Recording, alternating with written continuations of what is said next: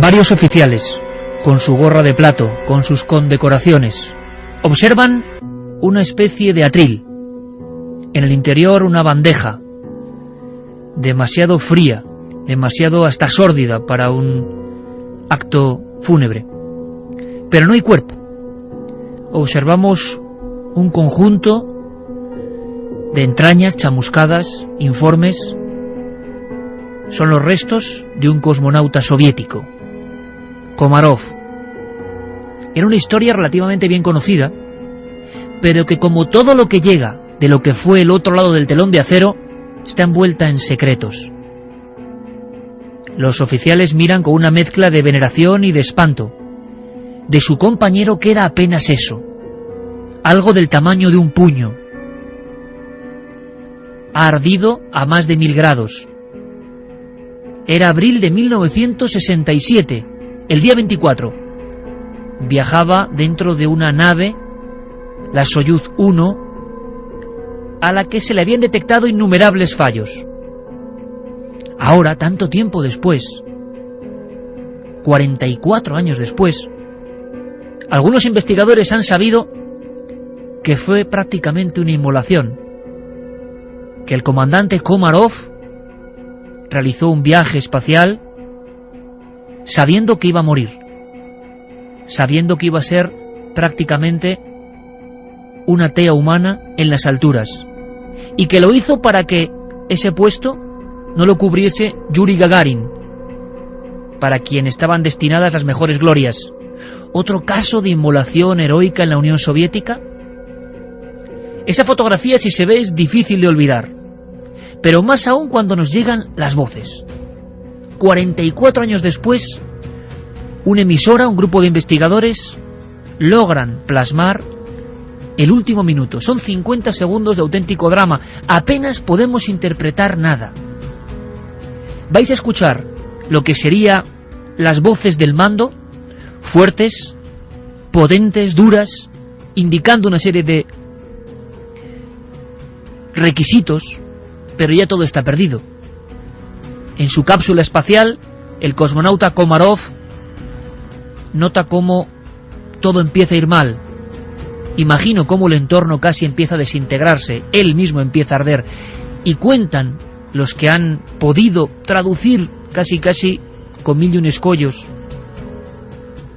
frase a frase, lo poco que se entiende, que se escuchan algunos insultos y algunas imprecaciones.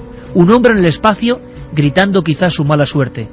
Una historia que nos llega del país, antiguo país de los soviets, y que nos va a permitir hacer un dossier apasionante, os lo aseguro, sobre quizá el entorno, un mundo dentro de otro mundo, donde hay infinidad de misterios y que nadie nos cuenta, que llegan como por casualidad.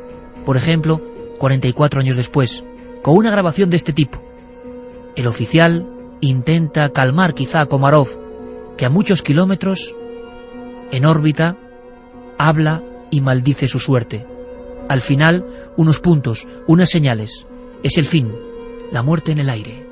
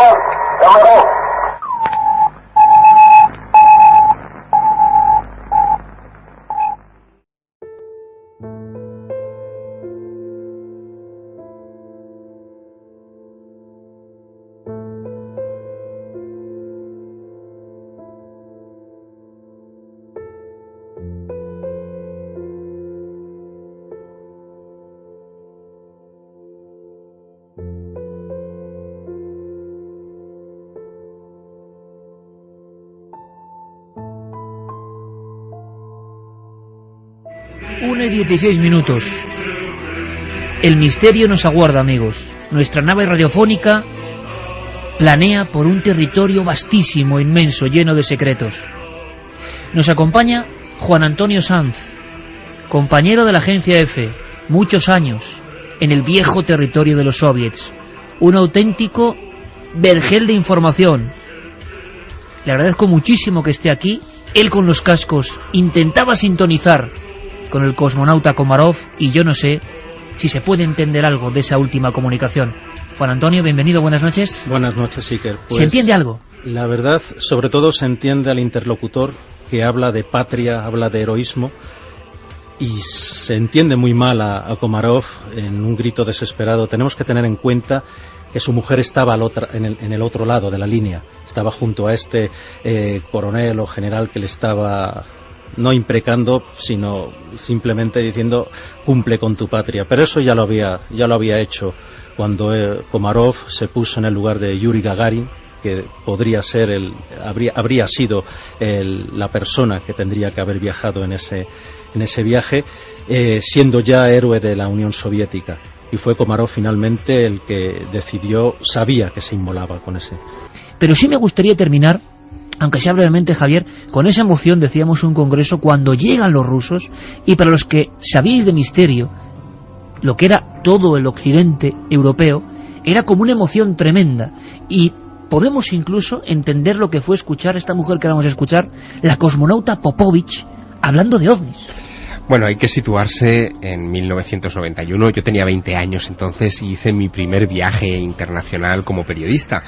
Fue para cubrir un congreso, el primer congreso mundial sobre ovnis que había organizado un coronel de la Fuerza Aérea de los Estados Unidos llamado Wendell Stevens. A ese congreso acudió Antonio Rivera en representación de España. Yo acudía como una especie de asistente personal de Antonio Rivera y como también, en fin, reportero en ciernes. Y la gran atracción de ese congreso no éramos desde luego ni los españoles ni aquel coronel de la Fuerza Aérea, sino una delegación formada por Marina Popovich, esposa del coronel Pavel Popovich que mencionaba hace unos minutos en relación a los documentos del KGB, y que había sido cosmonauta.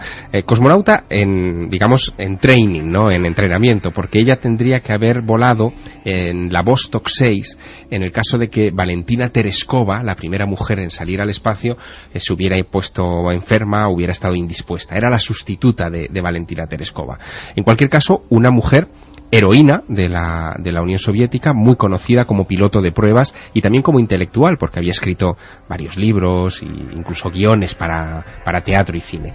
Y esta mujer llegó al congreso aquel en Tucson, Arizona, rodeada de un halo, de un magnetismo extraño. Estamos hablando del año 91, por lo tanto el muro de Berlín había caído 2 años antes, los contactos con los soviéticos todavía eran como muy míticos, y máxime si tenían que sacar su visado para entrar en los Estados Unidos de América. Y esta mujer se trajo con ella 2 fotografías, 2 que impactaron enormemente. Una era la de un supuesto ovni estrellado, quizá a primeros de los 80, no dio mucha información a ese respecto, que parecía una cápsula de la NASA, una cápsula de las misiones Apolo, pero tenía 8 metros de alto, con un señor asomándose como en una rampa, una foto en blanco y negro rarísima. Eso lo llevaba la cosmonauta. Sí, que después, con el correr de los años, parece que pertenecía a una película de ciencia ficción polaca, cuyo director de cine, cuando vio las imágenes reproducidas en la prensa norteamericana, la identificó y dijo, esto es mío, no tiene que ver con extraterrestres ni nada que se le parezca. Pero la segunda fotografía resultó ser un documento histórico excepcional.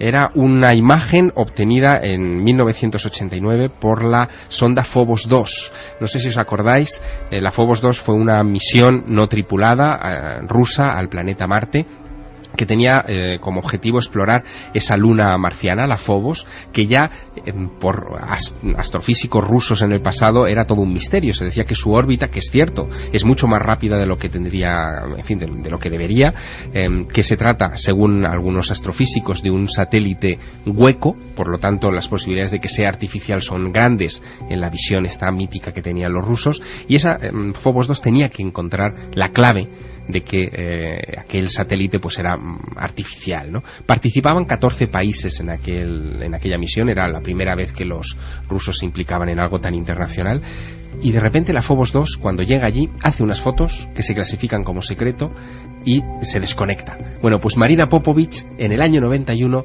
trae una de esas imágenes en la que se observa una especie de sombra de un objeto de unos 20 kilómetros de largo por 1,5 de ancho, que no se sabe, coloso otra vez. Un coloso que no se sabía muy bien a qué podía responder y que después confirmaron que era una fotografía real.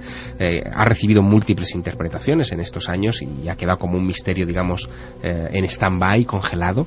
Pero fíjate, Marina Popovic en aquel congreso explicaba así cómo era esta foto. Broche de oro para esta comisión que hemos hecho con todos vosotros, amigos oyentes, a esa antigua Unión Soviética. Y cuántos misterios hemos dejado ahí en stand-by, ¿verdad?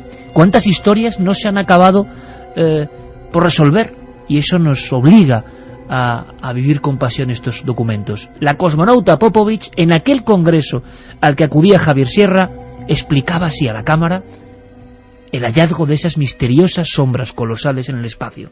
En esta, que es una de las últimas fotografías, podemos ver aquí un objeto raro, y también otra imagen muestra una gran sombra sobre la superficie de Marte. 3 días después de recibir estas imágenes se perdió la comunicación con la sonda. Hay varias teorías por las que se piensa que pudo haberse perdido el satélite. Una de las posibilidades es que hubo un error en las órdenes. Quizá hubo una reacción con la electricidad estática en el espacio, o incluso un error en el sistema eléctrico o un desperfecto de tipo mecánico. Pero los científicos que estudian el fenómeno OVNI consideran que tanto estas imágenes como las anteriores son tal vez de otra nave espacial, probablemente, muy probablemente, de otras civilizaciones.